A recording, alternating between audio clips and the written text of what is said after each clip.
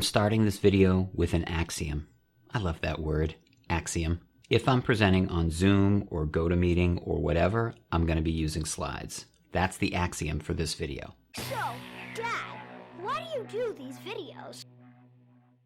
Hey guys, it's Matt Gambino helping you level up your skills in sales and marketing. This is the place to learn how to acquire new customers and advance your careers in sales and marketing. So if you're new here, please consider subscribing and don't forget to check out show notes and links to other resources down below. You may not want to use virtual slides in your presentations. That's fine, that's your right. Sometimes I don't, but that's not what this video is about. This video is not about whether or not to use slides in your presentations. If you're watching this video, I'm assuming that you do. Okay, so now that that's out of the way, in this video, I'm just going to give you a couple of tips for making your virtual presentation slides better and more memorable using color in a way that does not get you in trouble with the branding police. Let's get to it. So first, I'm going to suggest that you resist using the slide template with every fiber of your being. So if you're in sales, you might want to pause this right now and share it with someone in marketing because it's better coming from me.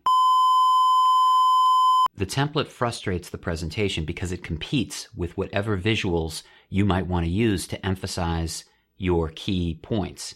And because the template is usually some sort of frame with a logo and the company tagline and the company website on it, the look of it actually invites text and lists and bullets rather than visual elements. But Matt, what's wrong with text and bullets on my slides? Avoid cheesy metaphorical images. I mean, let me ask you, how many students do you know who moon over their laptop and get completely excited over the schoolwork that they're doing on the computer? How many classrooms have you walked into that are operating room clean with perfect cord management, where every kid is sitting up in the chair, bolt upright, everyone has a smile on their face with impossibly white, impossibly capped teeth? Every ed tech company that I work with says that they have products that make learning engaging and they're great for student engagement. There's nothing wrong with student engagement. The problem is that we type student engagement in to whatever image platform we're working on, and here's what comes up. How cheesy is this? Oh yeah, that looks like a classroom I've seen before. Right? I mean, just really cheesy. I mean, it's all cheesy.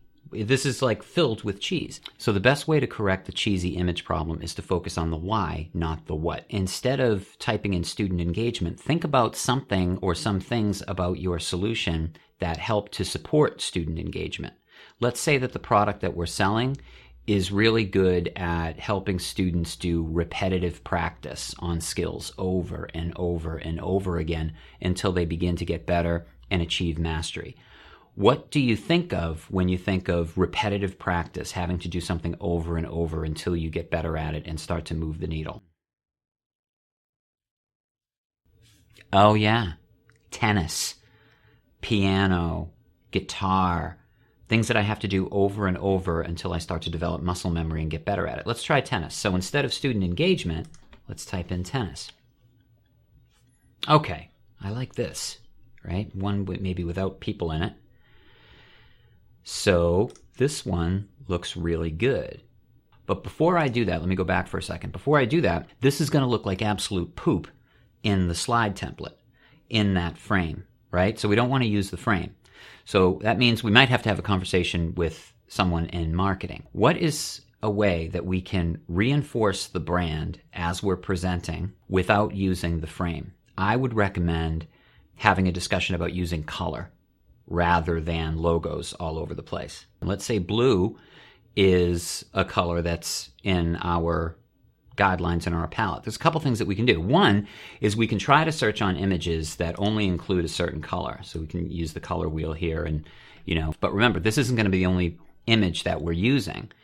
There may be other reasons why our product supports student engagement, and it might be putting new concepts into context. So let's say that the product, I'm just spitballing here, but let's say that the product always uses certain examples that kids can relate to, like your favorite food or something like that. Well, in that case, I might want to type in burger, but you get some images, but it's going to limit your access to certain pictures that you might have really liked. So let's not use the color option, we'll just go back to the general option because I really do like this picture.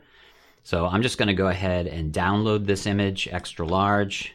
So how do we get that color scheme or a branding color into our images without limiting the search on the image website like iStock or whatever? Well, we can do that in our slideware. I'm going to use Google Slides because it is like the lowest common denominator. If you can do something in Google Slides, you can definitely do it in PowerPoint or any other program that you might be using. So in Google Slides, let's do this. I'm going to go and search my drive, tennis.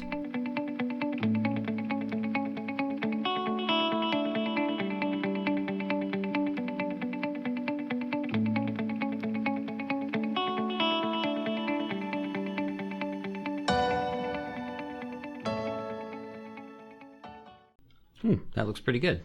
All right. One of the things your students really need to be thinking about is how they can start to achieve mastery of the skill with repeated practice. That's going to be really, really important. So I'm making that point, and here's the image that they're seeing. Then I start to talk about context, and the next slide is a grayscale image of the burger with the word context in it.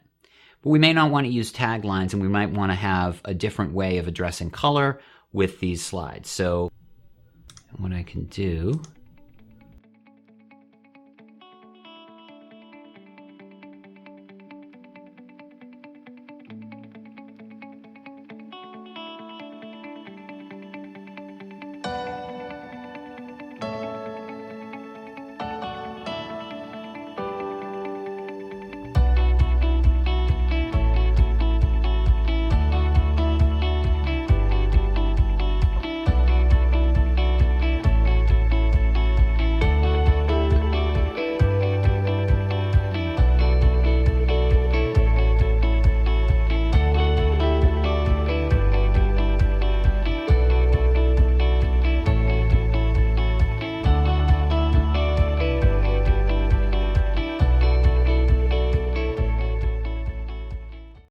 So now I can make sure that I'm reflecting the color on the palette without having to use like a text box or something like that if I don't want to obscure any of the image with a text or a headline or something like that.